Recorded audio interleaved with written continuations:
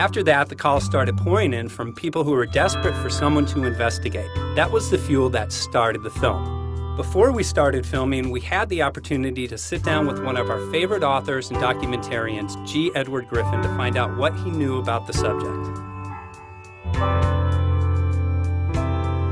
I'd like to talk for a minute about an issue that's getting more and more attention. That's the issue which scientifically is called stratospheric aerosol geoengineering, also called the chemtrail issue. I'm very aware of the chemtrail versus contrail controversy. As far as I'm concerned, it's an open and shut case. I have been watching the development of jet travel from its very beginning. I used to live near the Los Angeles airport. Remember when the first jets came in and landed? Man, they made a big noise. We never heard a noise like that before. And we used to go down and sit at the end of the runway and watch these jets come in and take off because it was a novel experience. I've been watching jets all my life, and I know about jet contrails. I've watched them. They're vaporized moisture, ice crystals, and they get out there in the atmosphere, and then they effervesce and evaporate and then disappear, and you can see them.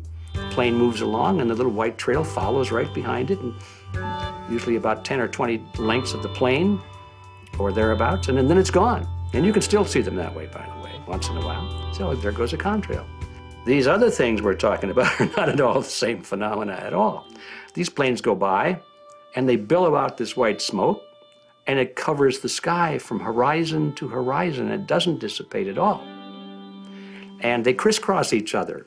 And you see this thing cover the sky and turn it milky, and then people start having trouble breathing, and then you hear stories about the aluminum and barium deposits that they're picking up and the residue. And you put it all together, and I don't see how anybody who's got their eyes open and their mind open can come to any other conclusion but that somebody is spending a lot of money and effort to spray the planet. The question is, why? I have my own theories, but I hope that there will be some good investigative reporters go out there and get us the answer. I know that whenever it's finally discovered, and it will be, the people who are doing it will undoubtedly say, oh, well, we did it for you folks. It's for the greater good of the greater number. It's for the society. It's probably to prevent global warming, or maybe it's to inoculate people against some kind of a dreaded biological attack. We can't go around shooting everybody in the arm, but we can spray them and save their lives. You see how good we are? We're doing it for the benefit of society. I know they're going to, whatever it is, they're going to say it was for your good, but mine. Think if we had the ability to steer hurricanes, and the hurricane was going to slam into New Orleans.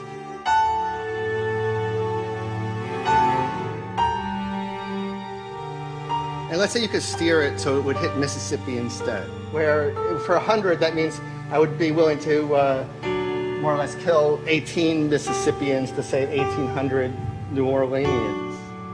And if you do that knowingly, are you murdering those 100 people? And there's all kinds of equity issues there.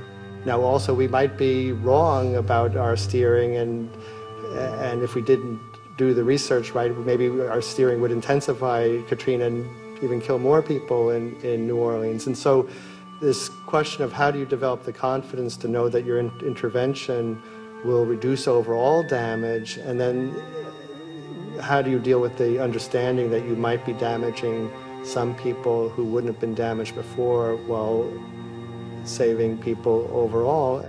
The spraying appears to be mostly in NATO countries. I've seen it here in the United States, I've seen it in England, I've seen it in Scotland, I've seen it in Canada, and I've had reports from people who live in France. There's a grouping, there's a political grouping here of some sort. It's international in scope. It's not just an American phenomenon, it's international. And anybody that wants to investigate that, I think, has to take that fact into consideration.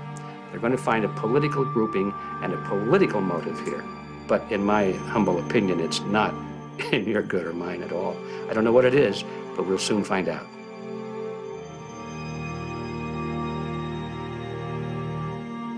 I'm sure that if you follow the old advice, which is follow the money, you'll come to the answer sooner or later. Soon, we realized that we all shared the same need to get this information out there, to share with the public, to let people know what is being done. Ed felt so passionately about the issue, he offered to help us. Well, the main thing now, since it looks like the budget is going to be met, is to get it done well. We don't come off the tree knowing any answers at all. Yeah, we're not scientists. We're just asking questions, exactly. And we've got to be very skeptical about the answers. That's it's totally accurate, totally honest. Why can't people see this? They're not hearing it. They don't know that the facts are not being presented. We're very lucky, you know that. Look at this opportunity that's been dumped on us. I know. Opportunity. This is gonna. Yes. This is gonna be a battle. I know that. A challenge and a battle, but I mean, why are we here if it's not for that? We're going to go to a short break with DJ Foxy. Can't go to get a hold tomorrow, so it's going to be you for the moment. I'll call him again. So. sounds good. I saw the sky crisscross with chemtrails, and I can't remember if it was in LA or if I was on the road, but I had looked up one day and I thought, look at that. That's not the flight path, man. That was a regular grid over the city, and I couldn't believe my eyes. Milky white clouds. And, you know, it all seems very obvious. And now the evidence of what we have on the ground with the aluminum, the barium, strontium, and with what we see in the patents and what the geoengineers say are going to happen, I mean, for the everyday Joe, this is a slam dunk. This is a very delicate moment for the powers that be, because they're taking a covered-up operation like the tropospheric aerosol program, or Chemtrails, Project Icarus, whatever. It's had many names over the years. And they're making it over into a geoengineering scientific shield to deflect sunlight, because global warming's out of hand. So at this very moment, the belly of the beast is right above us with no armor. Whether people believe in chemtrails or not, the geoengineering should be scary enough. And when people learn about geoengineering, chemtrails will then become apparent, because they're the same. So you're talking about global conspiracy here. Geoengineers propose doing this on a global level. Off to Redding, California. Guess this is the second step after the AAAS meeting. We'll see what we find.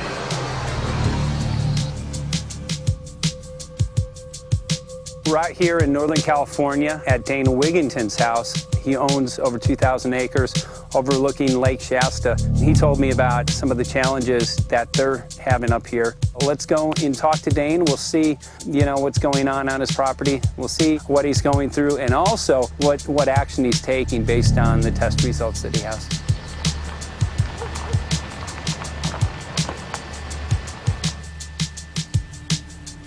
As you know, I have a background in the energy fields.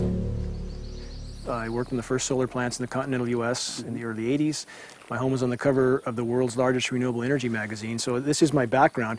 My goal has been to alert the public there is a mountain of toxic material falling on us, period. Before about 5 years ago, our skies were typically blue, and now you see it's covered with lines and haze, and virtually nothing you see on the horizon, nothing you see in the sky above us is a natural cloud. I mean, it is virtually all the remnants of these aircraft lines that you see fanning out, spreading into clouds, artificial clouds, but the sky is a very dirty look to it. There's not the white cloud blue sky that we had only a few years ago, but it looks like there's some sort of massive industrial activity or forest fires burning over there, and we see that typically every night. You see, even down to ground level, the clarity drops off significantly, and we don't see that except for the days when we have these long, lingering trails that spread and cover the whole sky, and on certain days you can see these trails actually dropping vertically like a veil. We assume the particulates are descending, and we have the tests to prove that we are being inundated with levels of aluminum and particulates that are literally tens of thousands of times what would already be considered high. So we're not talking about exposure to a slight percentage higher of these toxic materials. We're talking about quantities, for example, off the side of Mount Shasta. If you can pan back That's a landmark in Northern California, considered to be a pristine water source. Aluminum or snow sample off the side of Mount Shasta tested 61,000 parts per billion. This is just ordinary snow water, and people are drinking this stuff when they're hiking on the mountain. And remember, government action is required at 1,000.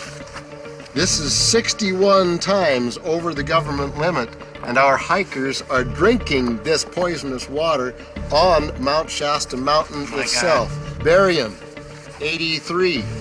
Strontium, 383. So this summer, the people climbing are drinking poison. Basically. I certainly wouldn't want to drink 61,000 micrograms per liter of aluminum. And again, we've already seen in 5 years soil pHs in this area that have escalated 10 to 12 times, and we can prove that conclusively. Well, this is not speculation. We can prove conclusively that these metals have been in the rain. We have duplicate samples. Bachelor of Science in Forestry, International School of Forestry at Missoula. Master's in Zoology, specialized in aquatics. 35 years with the U.S. Forest Service as a wildlife biologist. And before that, several years with the USDA Soil Conservation Service as a soil conservationist. Also have run the botany programs, range and grazing programs. And I continue that today. Right now I do a lot of master gardener consultation work. When I started this garden back in about 2005 or so, the pH here was 5.5, 5.6. This is the old soil survey of the county. Mm-hmm. You can look at the page right here. This is my soil right here. Mm-hmm. It's a Dietz 125, 126 here at my house. And here, the soil reaction pH should be between 4.5 and 6.0. And over there in the pure mud, it's even a little darker. It's 6.8 right there. And what can this do to plant life and ecosystems?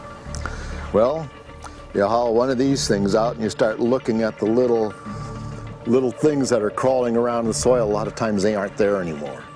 The little soil arthropods that you can barely see on a microscope, you can actually see movement with this. Little tiny macroscopic, look like little moving pieces of dust. Those start to go away. They're not gone entirely, but they start to go away. This is black oak acorns. You know, this is pieces of cedar wood. You know, come on, folks. This should be very acid, and I'm getting 10 times higher than expected. There's something really wrong here. But you can see all those reports, lots of them. Have over 20 reports here. Well, at least 20. I'd say it'd be closer to 30. All revealing dangerous amounts of aluminum and barium. You know, the science is there that something funny is happening, and the naysayers say, well, so what? Isn't neutral good? Well, no, neutral's not good. Neutral is not good. If your soil is supposed to be 5.6, it should stay 5.6 if you want the forest to be healthy. And if you want to grow a good garden, you have to keep your pH around 6.0, 6.5.